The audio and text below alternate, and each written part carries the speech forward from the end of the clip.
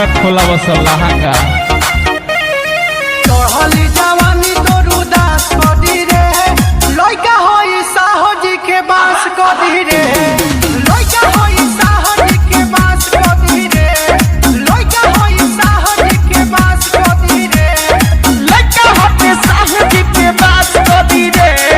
लइका होते साहजी के बास कदी रे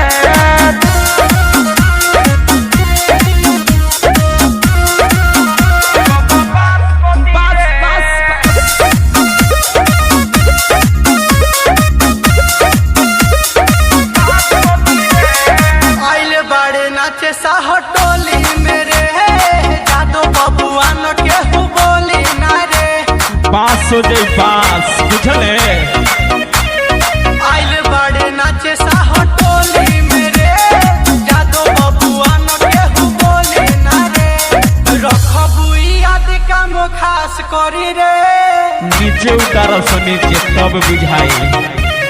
रखबू याद काम खास करी रे लइका होई साहजी के बास करी रे लइका होई साहजी के बास करी रे लइका होई साहजी के बास करी रे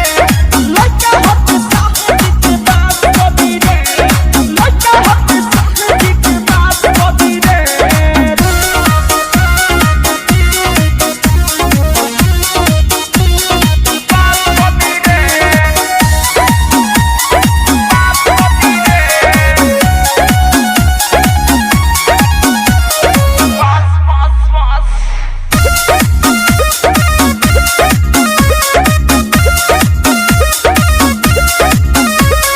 राइफल के नौकावा न कामे आई रे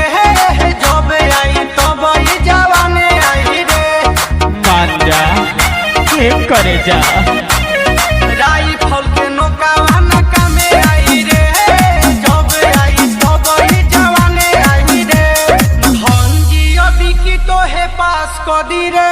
अरे ठोक ठोक के